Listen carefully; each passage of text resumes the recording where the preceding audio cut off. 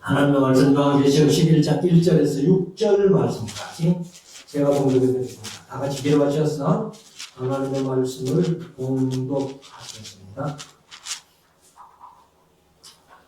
또 내게 지팡이 같은 갈대를 주며 말하기를 일어나서 하나님의 성전과 제단과 그 안에서 경배하는 자들을 청량하되 성전 밖 마당은 청량하지 말고 그냥 두라.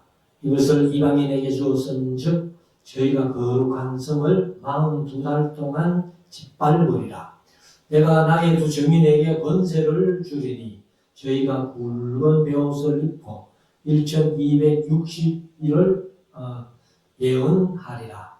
이는 이 땅의 주 앞에 섰는 두 감람나무와 두 촛대니 만일 누구든지 저희를 해하고자 한즉 저희 입에서 불이 나서 그 원수를 소멸할지니 누구든지 해하려 하면 반드시 이와 같이 죽임을 당하리라.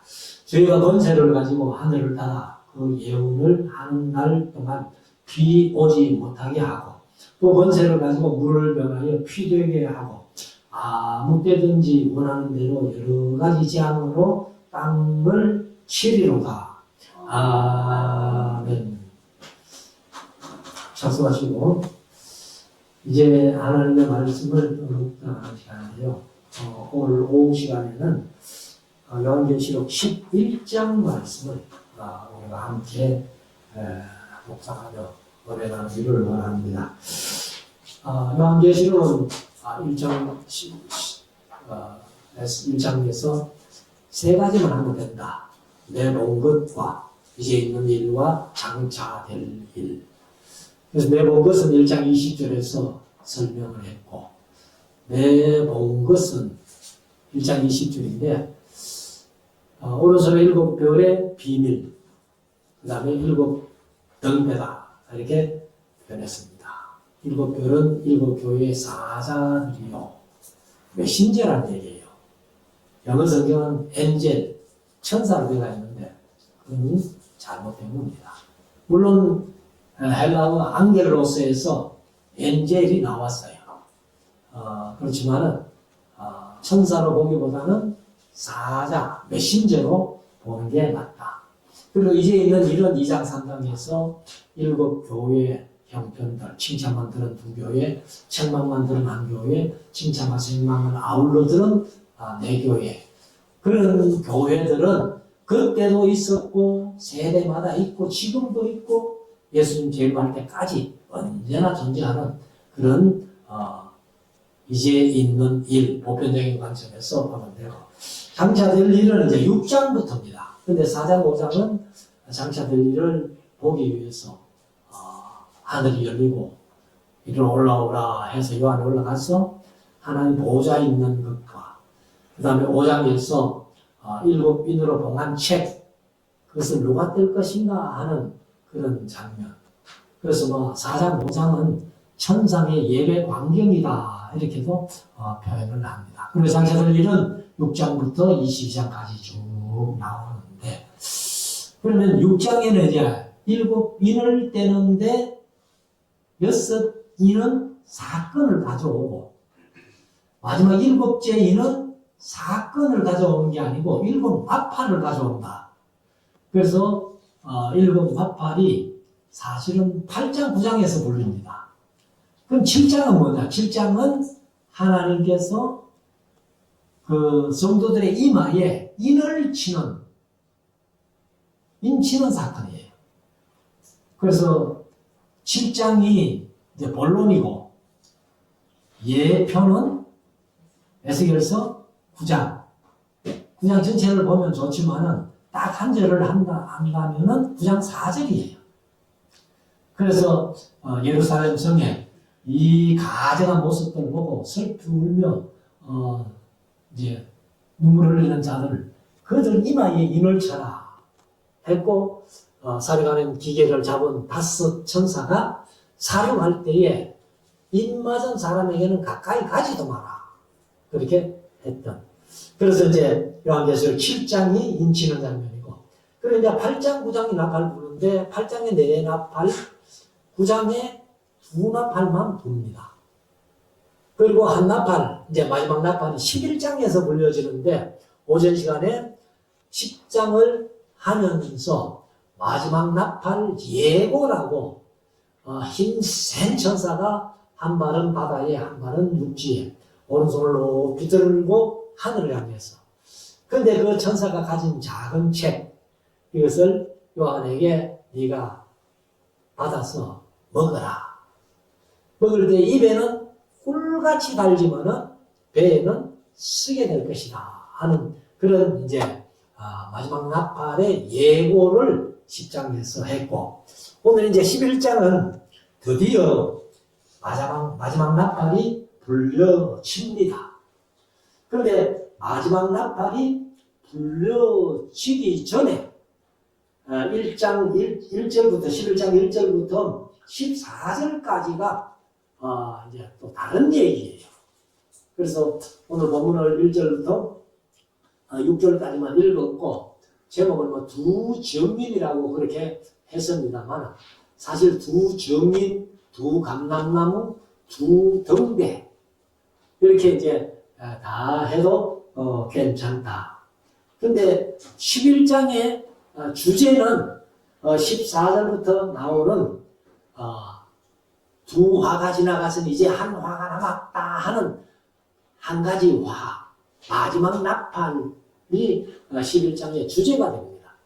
그렇지만은 1절부터 이제 13절까지도 그 두 정인, 두 감람나무, 두 등대가 이제 표현되어 있는데, 이것이 바로 마지막 나팔 불기 전에, 쉽게 표현하면은 마지막 순교자의 수를 채우는 거예요. 마지막 순교자. 그래서 예루살렘에서 두 선지자, 두 정인이 말씀을 전하다가 순교를 당합니다. 근데 순교를 당했다가 다시 또 살아나요. 살아나가지고 이제 하늘로 올라가는 그런 장면이 나오는데, 그러면 11장 1절부터 한번 보십니다. 또 내게 지팡이 같은 갈대를 주며. 근데 지팡이 같은 갈대지만은 이 이제 청량하라고 했으니까 작겠죠. 그래서 말하기를 일어나서 하나님의 성전과 제단과 그 안에서 경배하는 자들을 청량하되. 이게 척이 맞습니까? 칙이 맞습니까? 우리가 보는 성경에는 척이라고 되어 있잖아요. 그런데 개혁개정은 청량이라고 해요. 근데 사실은 청량이 맞죠. 보통 토목공사를 하기 위해 가지고 이렇게 거리를 재는, 이게 이제 청량이 아니고 청량이네. 청량하되 2절 성전 밖 마당은 청량하지 말고. 사실 지금은 성전이라는 게 많이 있잖아요. 나라마다. 우리 대구만 해도 뭐 3,000개가 넘는 교회가 그렇게 존재를 하는데, 사실 이제 여기 요한이 본 성전은 아마 예루살렘 성전을 얘기를 할 겁니다. 이제 사실 두 증인이 예루살렘에서 3년 반 동안 사역을 하니까, 그래서 성전 밖 마당은 청량하지 말고 그냥 두라. 이것을 이방인에게 주어선적. 이것이 뭐냐면은 예루살렘 성 전체를 얘기를 합니다. 그리고 예루살렘 성 전체를 얘기를 하면서 예루살렘이 이방인에게 짓밟힐 때에 성전도 짓밟히게 되는 거죠. 그래서 이제 주어선적, 저희가 거룩한 성을 42달 동안 짓밟으리라. 요거는 이제 42달이라고 해서 3년 반 동안만 짓밟는다, 그런 얘기는 안 할 거예요. 그래서 하나님이 정해진 때까지 몇 년인지는 몰라요. 그래서 우리가 이제 다니엘서에 보면은 사실 예루살렘 성전이 안티오쿠스 에피파네스에 의해 가지고 3년 반 동안 짓밟힌 그런 얘기는 있거든요. 근데 이건 이제 다니엘서는 아니잖아요. 그리고 마지막 때에 일어날 일이기 때문에 여기 이제 42달은 그냥 딱 3년 반이 아니고 하나님의 정하신 때까지 이렇게 보면 좋겠습니다. 그런데 사실 이제 이 말씀이 예수님도 말씀을 하셨어요. 예수님도 말씀을 하셨는데 누가복음 21장 24절에 보면은 예루살렘의 이방인의 때가 차기까지 이방인에게 짓밟히게 될 것이다. 그렇게 표현하는데 사실은 3년 반이라는 기간은 말씀을 하지 않고 있습니다. 그래서 누가복음 21장 24절을 그대로 읽어드리면 저희가 칼날에 죽임을 당하며 모든 이방에 사로잡혀 가겠고 예루살렘은 이방인의 때가 차기까지 근데 요한계시록은 3년 반이라고 표현했는데 이게 이제 하나님의 정하신 때까지 하는 게 더 좋을 거예요. 그래서 사실 예수님이 이제 말씀하신 것은 물론 종국의 종말에 요한계시록 11장하고 같이 볼 수도 있지만은 AD 70년에 예루살렘이 망하고 이방인에게 짓밟히고 지금도 이방인에게 짓밟히고 있어요. 예루살렘이. 그런데 AD 70년부터 예수님 재림할 때까지 짓밟힌다면은 그 기간은 엄청나죠. 한 2000년이 넘는데. 그런데 하여튼 이제 3년 반을 꼭 3년 반이다 딱 하지 말고 하나님이 정하신 때까지 그렇게 보면 되겠습니다. 3절 내가 나의 정인에게 두 정인에게 권세를 주리니 이제 두 정인이 나오는데 저희가 누구요? 두 정인이죠. 굵은 배를 입고 굵은 배는 슬픔을 상징합니다. 그래서 우리가 이제 우리 한국에도 이 장례 제도가 많이 바뀌어서 가지고 요즘은 몰라요. 유교를 골똘히고 있는 특별한 가정은 삼배 상주 옷을 입지만은 요즘 거의 보기 힘들죠. 그러나 아무튼 이제 굵은 배는 슬픔의 상징입니다. 그래서 굵은 배 옷을 입고 1260일을 예언하리라. 1260일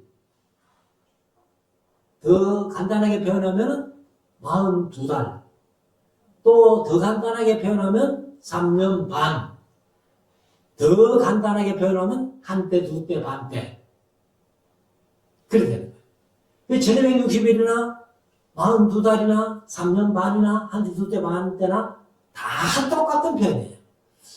그래서 요한계시록은 이 3년 반이 많이 나오는데 1260일로 42달로 3년 반으로 한때 두때 반때로 나오는데 이게 꼭 3년 반을 지칭해서 할 때도 있지만은 거의가 하나님의 정하신 때까지 이렇게 보는 것이 많습니다. 4절 이는 이 땅에 주 앞에 쏟는 감람나무 두 감람나무와 두 촛대니 그러니까 이제 두 정인이 이꼴 두 감람나무 이꼴 두 등대 촛대라고 번역을 했습니다만은 제가 앞에 말씀드린 대로 이건 등대로 보는 게 정확합니다.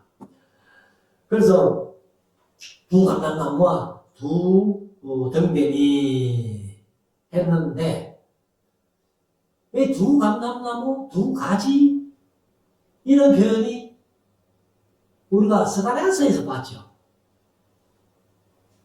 스가랴가 8가지 이상을 보잖아요. 이상을 보는데 4장 3절에 보면은 이제 4장에 가면은 보여주는 이상 그것이 사실 이제 이 스룹바벨과 대제사장 요수아 지도자들을 가르쳐서 이렇게 표현했는데, 아무튼 거기에 보면 이제 두 감람나무 얘기가 나오죠. 근데 이것을 이제 나중에 천사가 스가랴에게 해석해 줄 때는 이 두 감람나무가 바로 총독 스레바벨과 대제사장 요수아를 지칭하는 거다라고 그렇게 이제 설명을 했습니다. 근데 어떤 성경학자들은 이제 이 두 증인, 두 감람나무, 두 등대를 누구로 보는가 하면은 여기 엘리야가 행했던 능력, 모세가 행했던 능력을 소개하고 있으니까 이 두 정의는 모세다, 엘리야다 이렇게 하는 사람들도 있어요. 근데 그거는 아니라고 봅니다. 모세도 아니고 엘리야도 아니고 모세 같은 능력을 가지고 엘리야 같은 능력을 가졌다는 거지. 그래서 그분들이 이제 이렇게 주장하는 사람들이 왜 이렇게 주장을 하는가 하면은, 자, 모세는 사실 죽었다는 표현은 성경에 나와요. 그러나 유다서에 보면은 모세의 무덤 때문에 천사하고 뭐 이렇게 토론하는 그런 장면도 잠깐 소개를 되어 있습니다만, 모세의 무덤이 어딘지를 몰라요. 사실 비스가산에서 죽잖아요. 비스가산, 느보산, 아바림산 똑같은 얘기인데 거기에서 죽었는데 무덤을 모릅니다. 그래서 우리가 이제 마태복음 17장, 마가복음 9장, 누가복음 9장에 보면은 변화산 사건 나오잖아요. 예수님께서 부활체로 변화되시고 거기 두 사람 더 왔잖아요. 모세와 엘리야.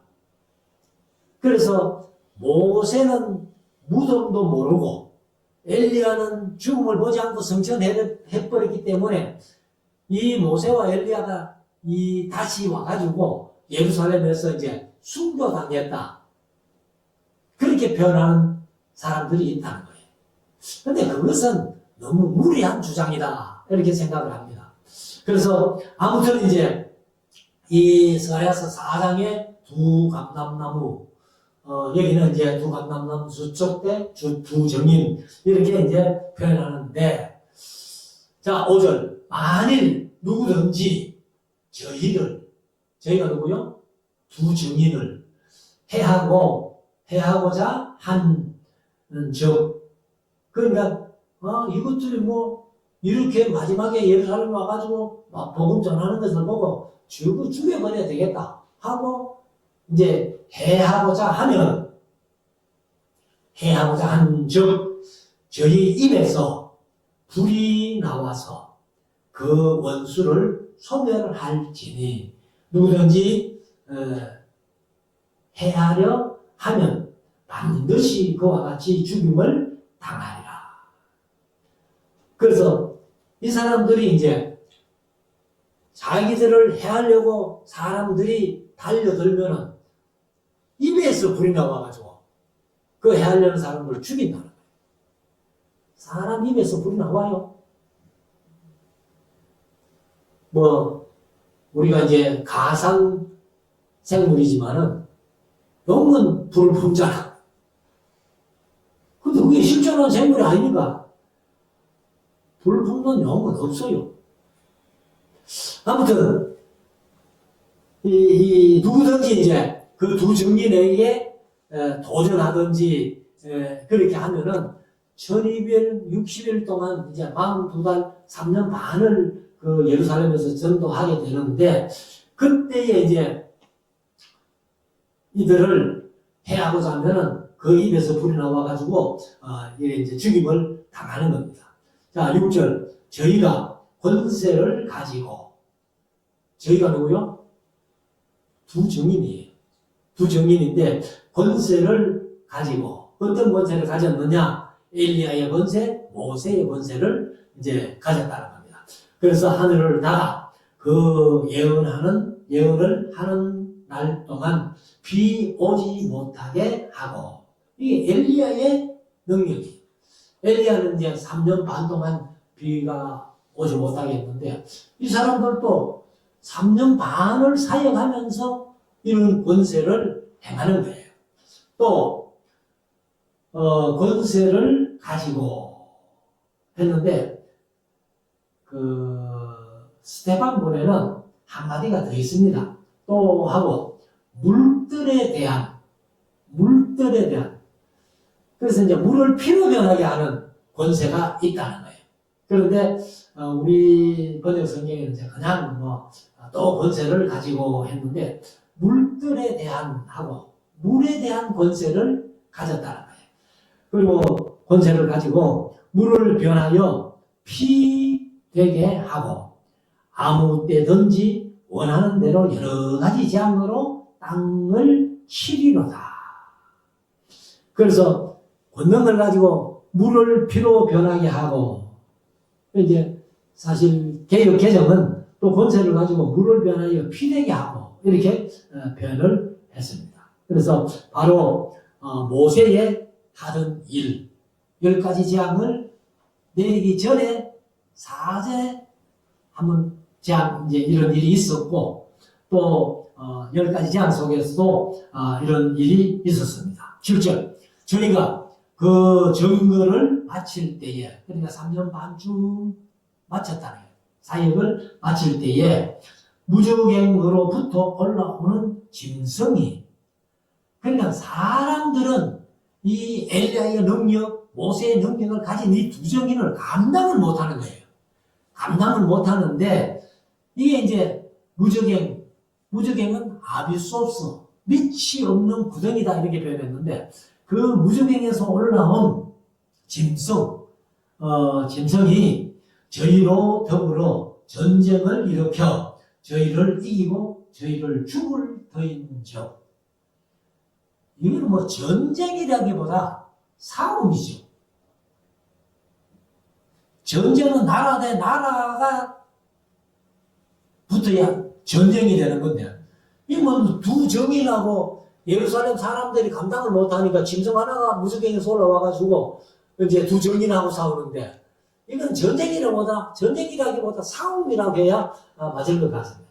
그런데 이 짐승이 얼마나 능력이 강한지 엘리야의 능력, 모세의 능력을 가진 이 두 정인을 이긴다는 거예요.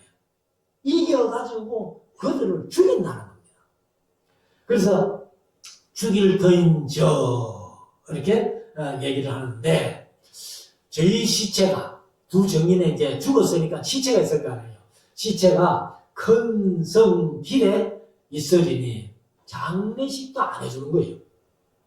그냥 죽어가지고 그냥 성 거리에. 그래서 이제 이 성이 뭐냐 하면은 바로 예루살렘 성이에요. 예루살렘 성인데, 그 성은 하고, 영적으로 하면 소돔이라고도 하고, 소돔이 아주 엄나는, 그 때문에 요한불로 하나님이 멸하셨잖아요. 그리고 애굽이라고도 하니 예루살렘이 이게 이제 애굽 사실 왜 애굽이라고 하는지는 모르겠습니다만은 아마 제 생각에는 애굽이 이스라엘 백성들이 거기에서 우상 숭배하는 걸 배웠잖아요. 배워가지고 가나안 땅에 들어와가지고도 계속해서 사실 구약 전체가 뭐 때문에 망해요? 우상 숭배 때문에 망해요. 바벨론의 포로로 잡혀가기 전에는 우상 숭배 때문에 망하고 바벨론에 70년 포로로 잡혀갔다가 돌아와가지고는 형식주의에 망합니다. 형식주의. 그래서 이제 아마 애굽이라고도 예루살렘이 그만큼 우상 숭배가 많았다는 거예요. 제가 볼 때는 그렇습니다. 그래서 애굽이라고도 하니 곧 저희 주께서 저희 주는 예수님이죠. 예수님께서 십자가에 못 박히신 곳이니라. 십자가에 못 박히신 곳이 예루살렘 골고다잖아요. 그러면 예루살렘인 겁니다. 8절 백성 이제 사실 구약에서도 선지자들이요 신약에 와서도 이제 예수님도 그런 말씀을 하시지만은 거의 예루살렘에서 선지자들이 순교를 많이 하는 거예요. 자, 백성들 구절, 백성들과 족속과 방언과 나라 중에서 이거는 이제 이스라엘 백성 외에 온 나라들을 다 얘기합니다. 이방인들 전체를 얘기를 하는데 그 중에서 사람들이 그 시체를 사흘 반 동안을 목도하며 무덤에 장사하지 못하게 하리로다. 장사하려고 해도 못하도록 놔놓고 그 시체를 본다는 거예요. 10절, 이 선지자가 땅에 거하는 자들을 괴롭게 한 거로. 그러니까 입에서 불이 나와가지고 막 사람들 죽이고 막 이렇게 하니까 저걸 어떻게 죽이려고 하다가 이제 우유경에서 올라온 짐승이 그들을 죽이고 나니까 시체를 장례식도 못하게 하고 우리를 괴롭히는 놈들을 하면서 막 그 시체를 보고 있다는 거예요. 사흘 반 동안. 그래서 이제 자들을 괴롭게 한 거로 땅에 거하는 자들을 저희의 죽음을 즐거워하고 기뻐하여. 땅에 거하는 자들, 그들이 두 정인이 죽은 것을 보고 너무 좋아하는 거예요. 그래서 기뻐하여 서로 예물을 보내리라 하더라. 두 정인 죽고 나니까 너무너무 기분 좋다 하고는 서로 예물을 주고받으면서 막 아마 그때 술집에 돈을 많이 벌었겠죠. 자, 11절. 3일 반 후에 하나님께로부터 생기가 저희 속에 들어가매 저희가 발로 일어서니 구경하는 자들이 크게 두려워하더라. 그러니까 어떻게 보면은 장례식 해뿌리면은 어때요? 또 예수님처럼 뭐 돌을 굴려내야 되고 뭐 이런 복잡한데 이제 어떻게 보면은 세상 사람들이 그 두 정인을 장례식 못하게 한 것도 하나님께서 아마 그렇게 역사하신 것 같죠. 그래가지고 바로 사흘 반 동안 시체로 있다가 하나님께서 생기를 그 속에 넣어주시니까 벌떡 일어나가지고 살았다는 겁니다. 그래서 이 사람들이 이제 이 두 정인을 볼 때 얼마나 놀랐겠어요. 죽었으면 썩어가지고 시체가 썩어야 되는데 썩지도 안 하고 사흘 반 있다가 두 발로 벌떡 일어서니까.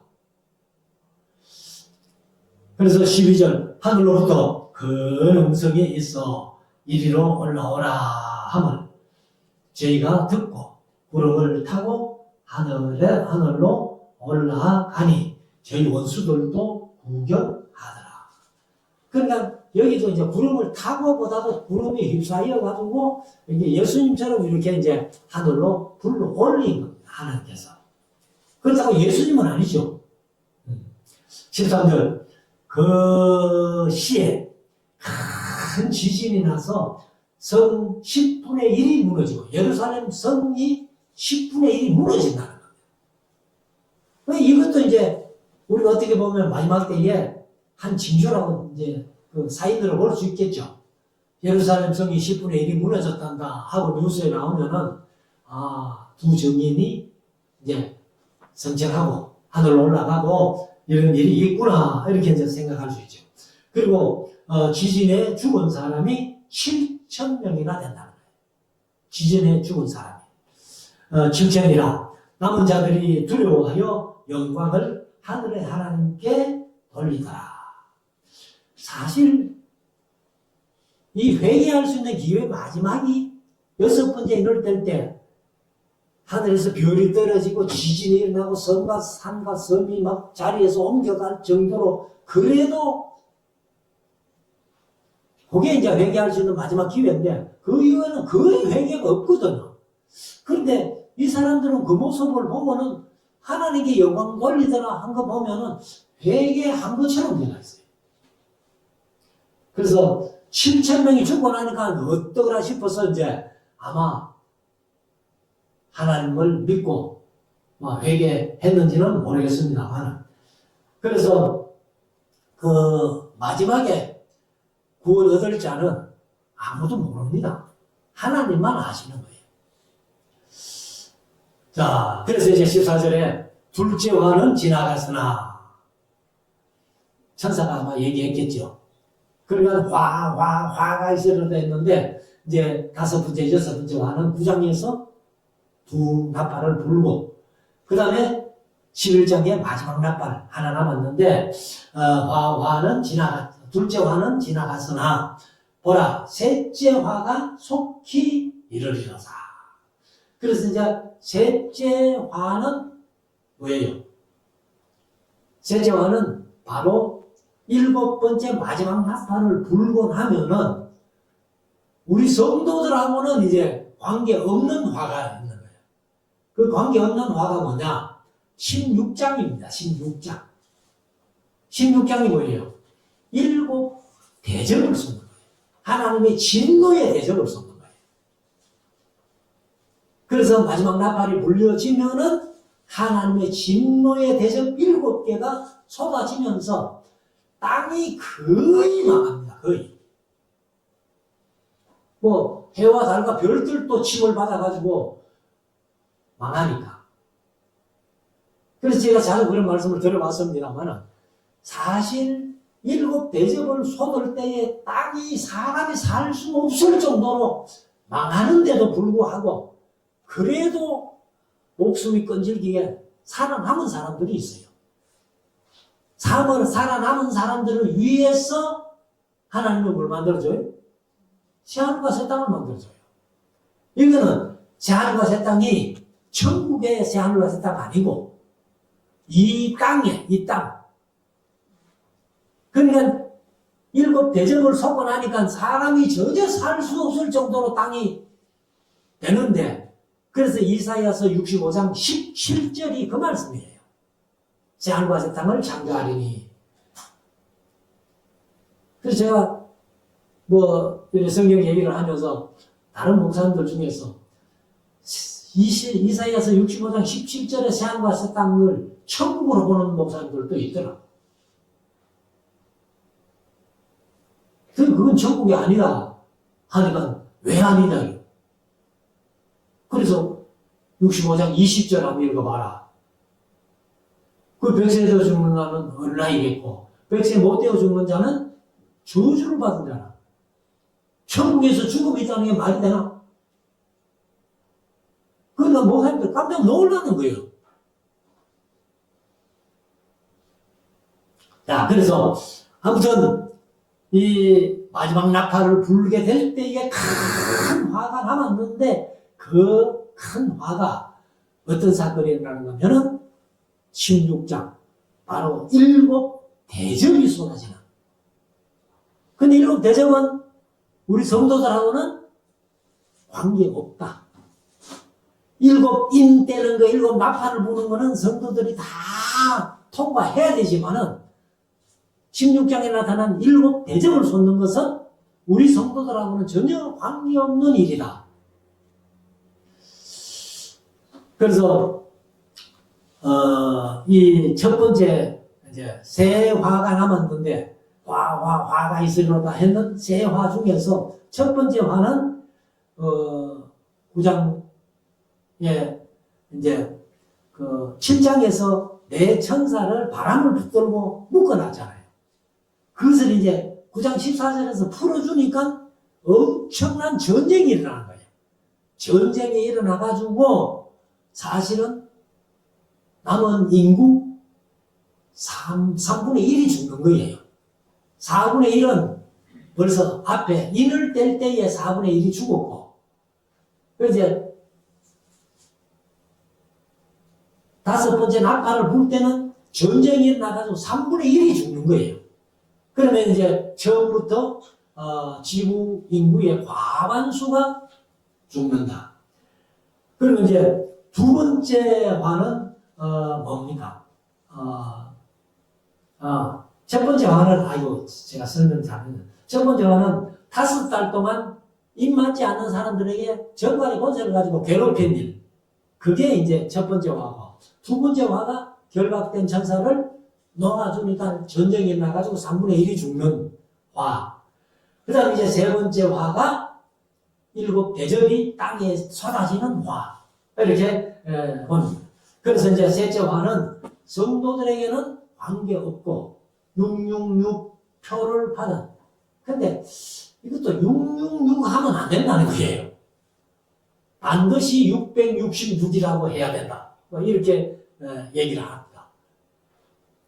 그래서 사실 이제 그냥 666 막 표현이 쉬워서 666 하는데 666 하면 안 되고 반드시 666을 얘기를 해야 된다. 뭐 그런 얘기를 하던데 그래서 666표를 받던 사람들에게 임하는 화. 그리고 우리 성도들은 666표를 안 받기 때문에 7장에서 하나님의 일을 받았기 때문에 우리하고는 관계없는 화. 자, 그래서 이제 15절에 가면은 일곱째 천사가 나팔을 불매. 일곱째 천사가 나팔을 부는 거예요. 이게 마지막 나팔.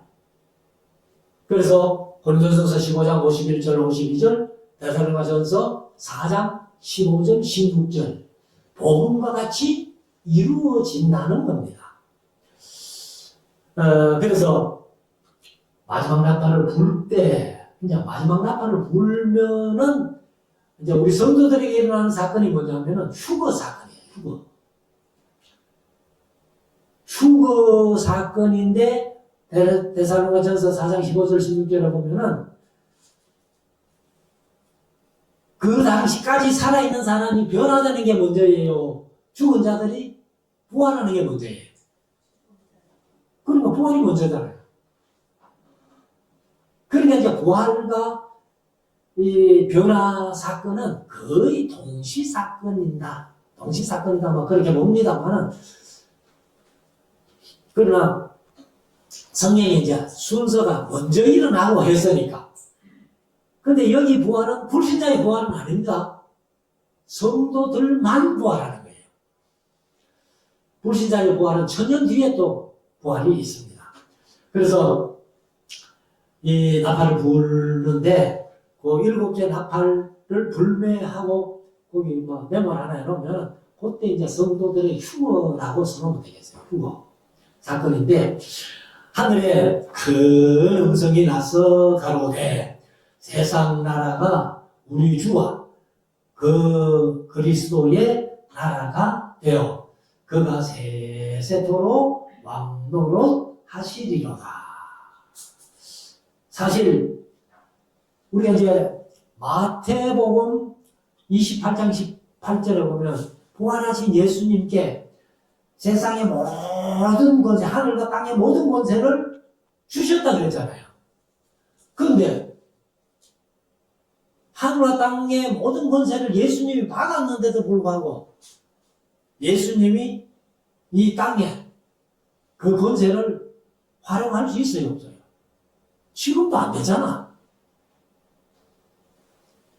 지금도 예수님이 만왕의 왕으로서 이 세상 권세를 다 가지고 계시는데도 불구하고 이 악한 것들이 그 예수님의 권세를 그냥 짓밟고 있는 거예요. 그런데 이때는 이제 예수님께서 진짜 왕노릇 하시는 우리의 왕이 되지. 부활한 자들의 또 변화받은 자들의 왕이 되신다는 겁니다.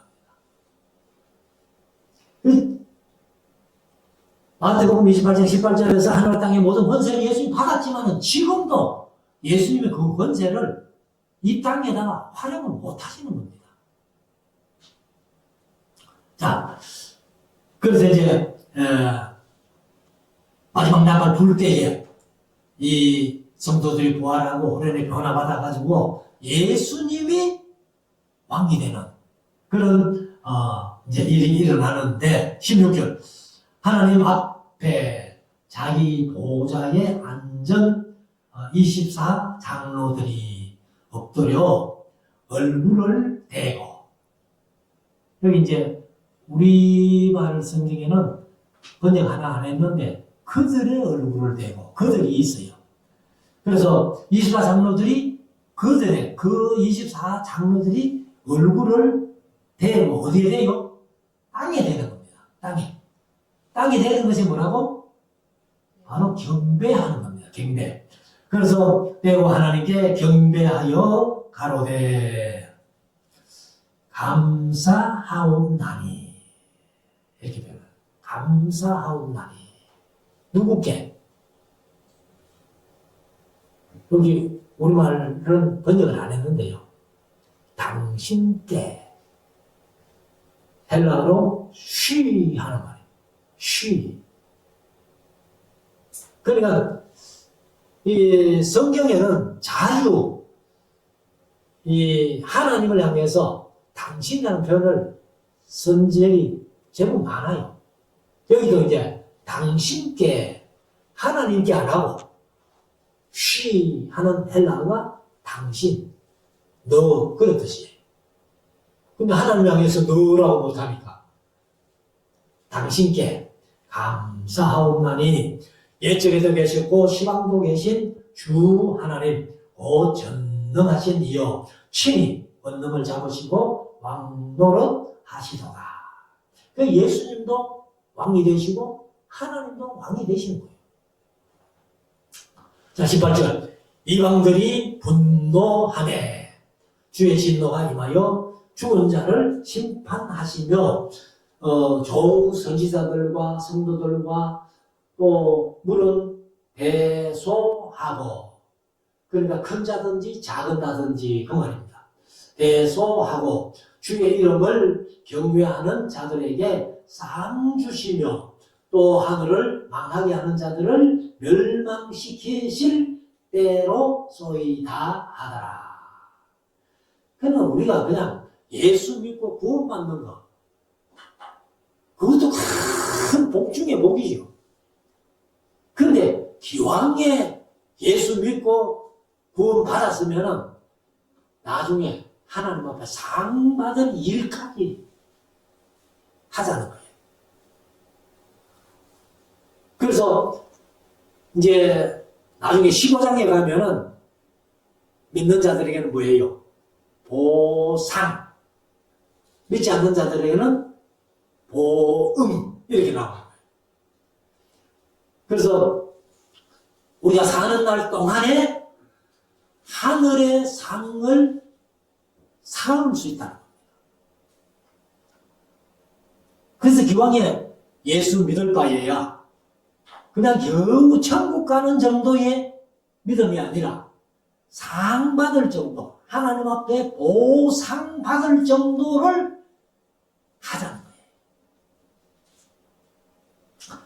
그래서 19절에 이에 하늘에 있는 하나님의 성전이 열리니 이에 하늘에 있는 하나님의 성전이 열리니 성전 안에 하나님의 언약궤가 보이며 여기는 분명히 언약궤가 성전 안에 있더라는 거예요. 그런데 우리가 성경에는 솔로몬 이후에 구약에서 성전의 궤라는 얘기가 없습니다. 언약궤가 없어요. 그래서 그 궤가 뭐 우리 목사님들이 이제 우리 동전 목사님들도 이렇게 모여가지고 성경 얘기를 좀 하면서 이제 궤가 이제 있느냐 없느냐. 그래서 예수님 당시에도 복음서에 보면은 대제사장들이 있었잖아요. 그 대제사장들이 있었다고 성전에 언약궤 법궤가 있다는 보장은 없을 텐데, 근데 또 어떤 목사님들은 막 이 제사장도 있고 성전이 있다면 궤가 없으면 안 된다고 막 이렇게 하고, 또 뭐 저도 이제 그런 얘기를 했습니다만 솔로몬 이후에 성전에 궤 얘기가 없다. 그러나 유대인들이 이제 성전을 지으려고 완벽하게 준비하는 거 보면 그들은 궤가 어디 있는지 알 것이다. 이제 이렇게 짐작을 합니다만은 아무튼 솔로몬 이후에 괴 얘기가 없는데 여기 이제 마지막 때 부활 이후에는 그 하늘의 성전이 열린 거예요. 하늘의 성전에 보니까 거기에 이제 괴가 언약 괴가 보이며 또 번개와 음성들과 뇌성이 이제 천둥이라고 그랬죠. 우레소리, 뇌성과 지진과 큰 우박이 있더라. 그래서 이 번개와 음성과 뇌성과 지진과 큰 우박이라는 것은 세상에 믿지 않은 사람들에게 쏟아진 하나님의 진노에 속하는 거예요. 그래서 이 우박이 크기가 어느 정도 돼요? 나중에 이제 16강에 가면은 이 우박의 크기를 얘기를 하잖아요. 한 달란트나 된다는 거예요. 한 달란트가 몇 킬로? 34킬로. 그러면 이런 스피커 한 2개 보태도 34kg 안 될 거예요. 지금 뭐 우박 떨어지는 거 보면 뭐 요만큼 사람이 맞으면 그냥 따끔할 정도로 그렇게 떨어지지만 이 하나님의 진노에 쏟아지는 우박은 34kg나 되는 무게가 공중에서 떨어져가지고 사람 위에 떨어지면 어떻게 될까? 사람 흔적도 없을 거예요.